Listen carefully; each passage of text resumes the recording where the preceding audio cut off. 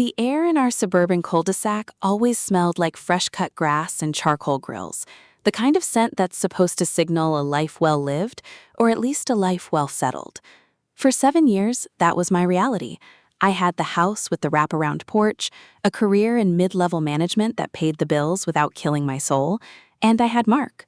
Mark was the guy everyone liked, the kind of husband who remembered your mother's birthday and actually changed the oil in your car before the little light on the dashboard even flickered.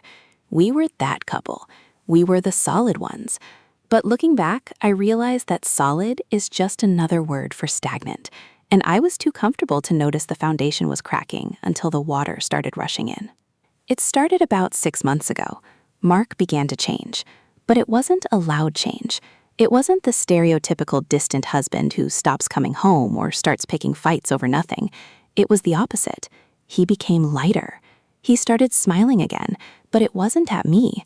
It was at his phone or at the wall or at some private joke playing in the theater of his mind. For a long time, he had been under this heavy cloud of professional burnout, a gray sort of existence where he'd come home, eat his chicken and broccoli in front of the TV, and fall asleep by 9. I'd actually been worried about him. I'd suggested therapy, vacations, even a career change. He'd always brush it off with a tired kiss on my forehead. Then, suddenly, the cloud lifted. He was humming in the shower. He was buying new cologne, something woodsy and expensive that didn't smell like the stuff I'd bought him for Christmas. He was even hitting the gym at 5 in the morning. I wanted to believe it was just a midlife glow-up. I really did. You tell yourself stories to keep your world from falling apart. I told myself he'd finally found his rhythm again.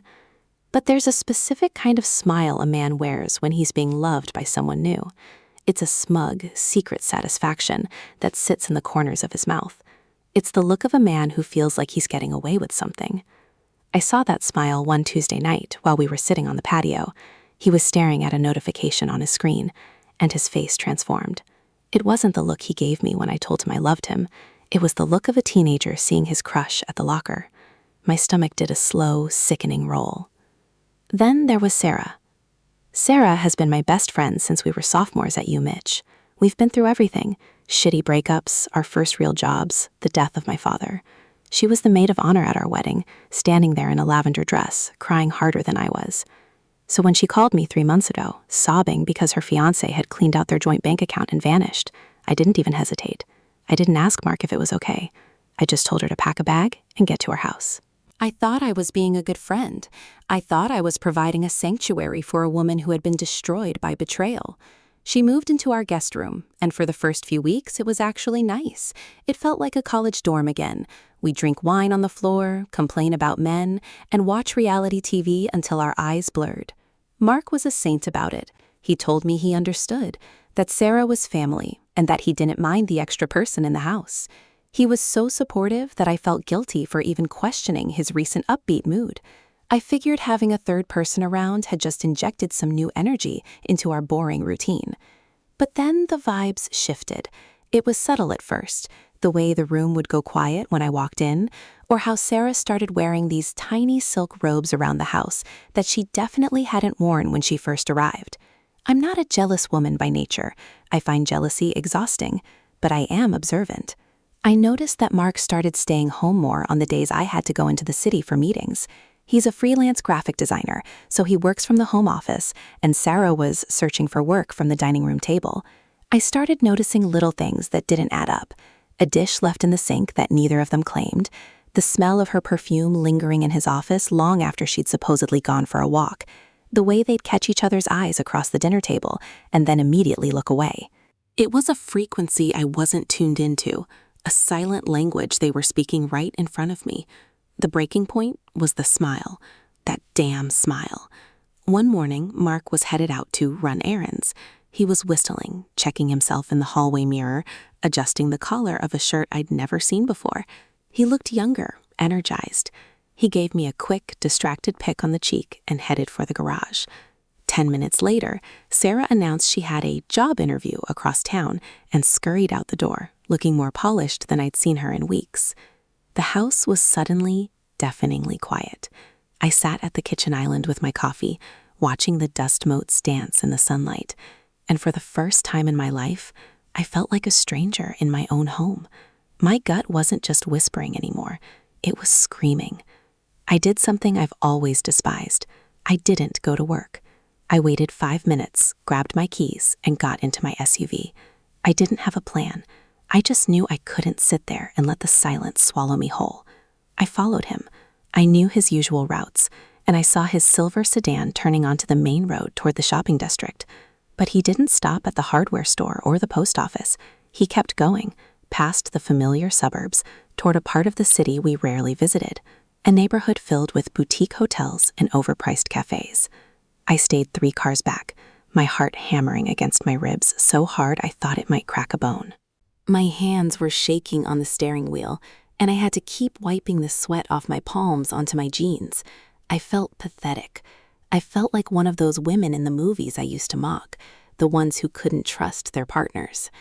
But then I saw him pull into the parking lot of a small, discreet bistro tucked behind a row of oak trees. He didn't get out right away. He waited. And then, a minute later, a familiar blue crossover pulled in 2 spots down from him. Sarah stepped out. She wasn't wearing her interview outfit anymore.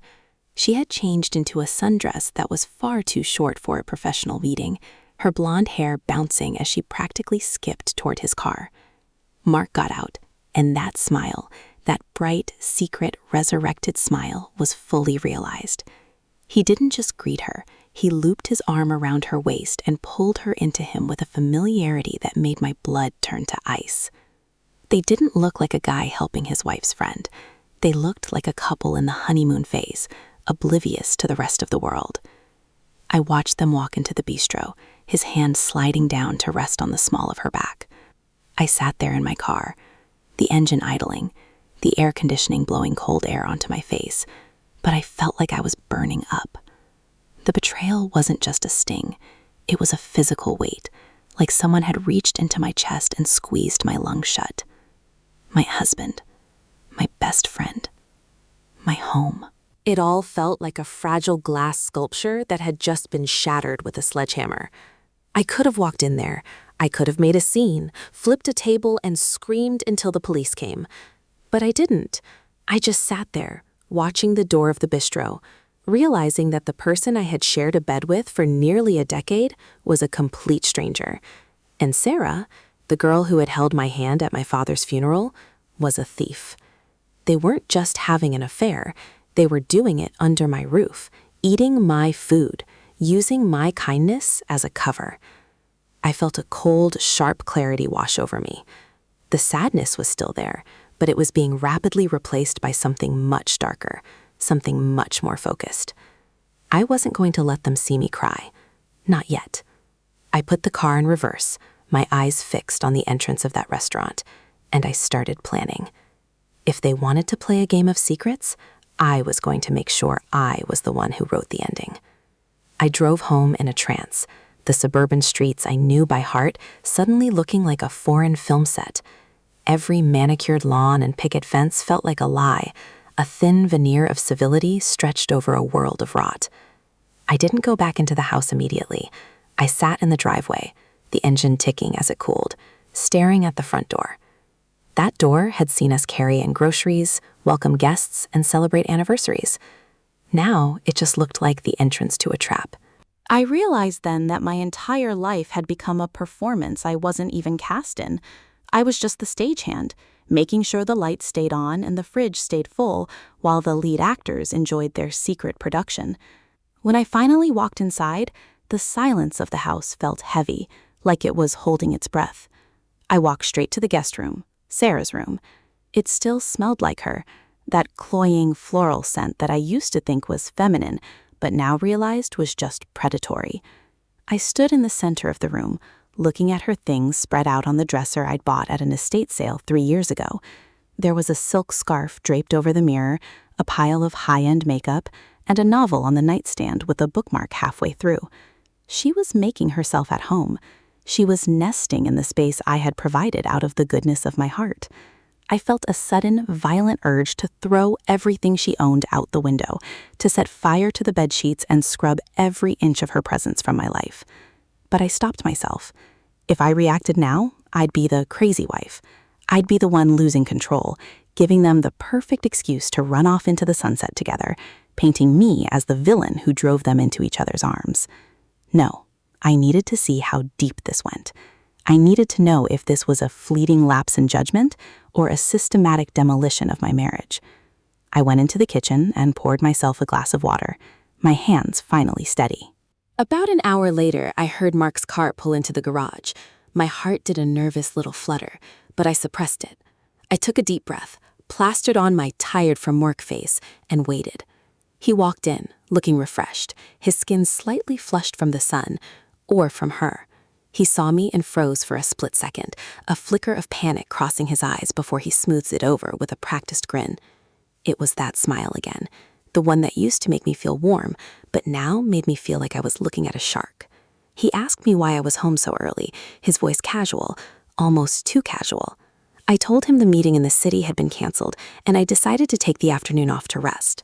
He nodded, coming over to give me a kiss. I didn't pull away, though every nerve in my body screamed to recoil. His breath smelled like expensive wine and garlic, exactly what you'd expect from a long lunch at a hidden bistro. He told me he'd just been running errands, picking up some supplies for a new design project. He lied with such ease, such fluidity, that it frightened me. It made me wonder how many other lies I'd swallowed over the years without a second thought. Sarah came home 20 minutes later. She was buzzing with a fake, nervous energy, talking a mile a minute about her interview. She described the office, the people, the salary, a complete fiction constructed to keep me in the dark. I sat there, listening to her, watching the way her eyes darted to Mark when she thought I wasn't looking. It was a masterclass in deception. I felt like I was watching a play from the front row, knowing the ending while the actors thought they were still in the first act. I even laughed at her jokes.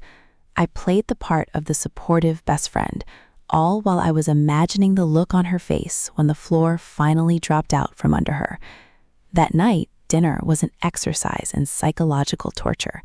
We sat at the mahogany table, the three of us, passing the salad and the bread like a normal, happy household. Mark talked about a new client. Sarah talked about her plans for the weekend. And I sat there, observing the geometry of their betrayal.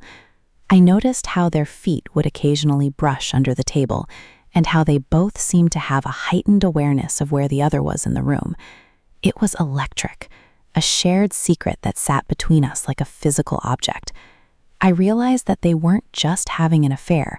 They were enjoying the thrill of doing it right in front of me. The proximity was part of the turn-on.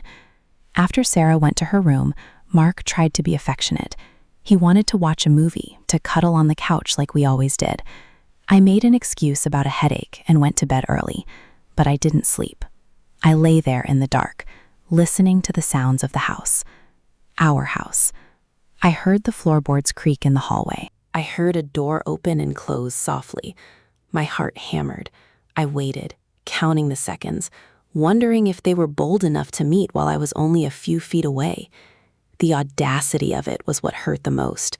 They had taken my kindness, my home, and my trust, and they were using it as a playground for their ego. The next few days were a blur of calculated observation. I started checking the phone bills, the credit card statements, the shared cloud accounts. I found the digital trail they hadn't bothered to hide well enough. There were photos, not of them together, but of the places they'd been. A shot of a sunset from a hiking trail I knew Mark liked, a picture of a dessert from a restaurant Sarah had mentioned. They were documenting their romance in the margins of my life. I also found a hidden folder in Mark's cloud storage, protected by a password I guessed on the third try, our wedding date. The irony was almost too much to bear. Inside were messages, hundreds of them. They didn't just talk about sex. They talked about me. They talked about how stable I was, how I deserved better, but wouldn't understand their connection. They talked about the future, about how they'd eventually tell me, but not until Sarah got on her feet. They were planning a life together using my resources as a safety net. Sarah was literally living in my house, eating my food, and sleeping in my guest bed while plotting to take my husband. The betrayal felt like a cold blade sliding between my ribs. It wasn't a mistake. It was a hostile takeover. I spent hours at my desk at work, staring at the screen but seeing nothing but their faces. My coworkers asked if I was okay, noting that I seemed distracted. I told them I was just dealing with some family stress. It wasn't a lie. I was mourning a version of my life that never actually existed. I was mourning the woman I used to be, the one who believed in loyalty and the sanctity of a marriage. That woman was dead now, replaced by someone colder, someone who was learning to enjoy the weight of a secret. I began to realize that simply kicking them out wasn't enough. If I kicked Sarah out, she'd just move in with Mark somewhere else, and they'd play the victims. If I divorced Mark, he'd get half of everything I'd worked for, and he'd have Sarah to comfort him. They'd get exactly what they wanted, and I'd be left with the ruins. No, that wasn't the ending this story deserved. I wanted them to feel the same sense of displacement I felt. I wanted them to see their connection crumble under the weight of reality. I started making small moves. I moved a significant portion of our shared savings into a personal account, citing investment opportunities if Mark ever asked. He was too distracted by Sarah to notice the dip. I started talking to a lawyer, a sharp, clinical woman who didn't blink when I told her the details. She told me to keep documenting, to keep acting normal, and to wait for the right moment. Infidelity is a mess, she said, but a well-planned exit is a masterpiece. One Friday afternoon, I told them I was going away for a weekend retreat, a wellness thing my company was sponsoring. I saw the look they exchanged. It was a look of pure, unadulterated relief. They thought they were getting the house to themselves. They thought they were getting a 48-hour preview of their new life. I packed my bag, kissed Mark goodbye, hugged Sarah, and drove away. But I didn't go to a retreat.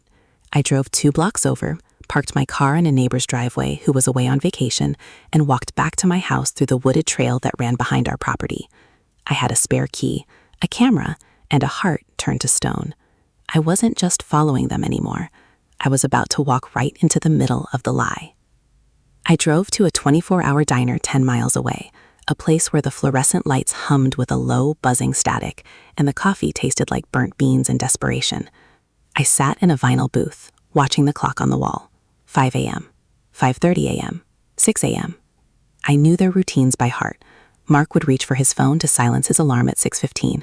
He'd see the manila envelope. He'd feel the weight of it, the crispness of the paper, and he'd open it expecting a note or a bill. Instead, he'd see himself. He'd see the back of Sarah's head, the tilt of his own chin as he kissed her in our kitchen, the timestamp in the corner mocking every lie he told me. I sat there, staring at my own phone, which I had placed face down on the table. I wanted to see the screen light up. I wanted to feel the vibration of his panic. At 6:42 a.m., it happened. His name flashed across the screen. I didn't answer. A minute later, Sarah called. I didn't answer her either. Then came the texts. Mark's were short, frantic. "Where are you? What is this? Please talk to me." Sarah's were different. Hers were long, rambling paragraphs filled with, "I'm so sorry," and "it's not what it looks like," and "please don't do anything crazy." It was pathetic. The connection they had bragged about in their secret messages was already dissolving into a scramble for self-preservation. I took a slow sip of my coffee, feeling a strange, icy calm. I had already spent the last 2 hours finalizing the paperwork with my lawyer via email. The divorce filing was being hand-delivered to the house at noon. The temporary restraining order, citing the emotional distress and the fact that I no longer felt safe in my home with a third party who had entered under false pretenses, would follow. I had also sent a blind carbon copy of the video footage to Mark's biggest client, a conservative, family-run firm that had a strict morality clause in their contracts. It was cold, yes. It was calculated. But they had treated my life like a game, so I decided to play by their rules. Around 8 a.m., I drove back toward the neighborhood, but I didn't go to the house. I parked at the end of the block, obscured by a large weeping willow. I saw Mark's car in the driveway, the trunk open. He was throwing things in, his gym bag, a suit, a handful of hangers.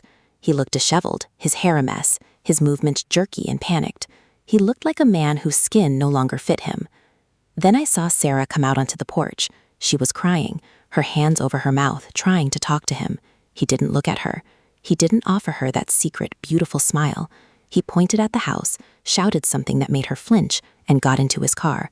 The great love they thought they had was nothing more than a shared crime, and now that the lights were on, they were both looking for the nearest exit. Mark sped off, his tire screeching slightly on the pavement, leaving Sarah standing on the porch of a house that wasn't hers, in a neighborhood where she was now a pariah. I watched her sit down on the top step, her head in her hands. She looked small. She looked like the thief she was, caught with her hands full of things she could never truly own. I pulled my car up to the curb right in front of the house. I got out, adjusted my blazer, and walked up the path. Sarah looked up, her eyes red and swollen. She started to stand, her mouth opening to offer another lie, another apology, another justification. I didn't give her the chance. I didn't even look at her. I walked past her, unlocked the front door, and stepped inside.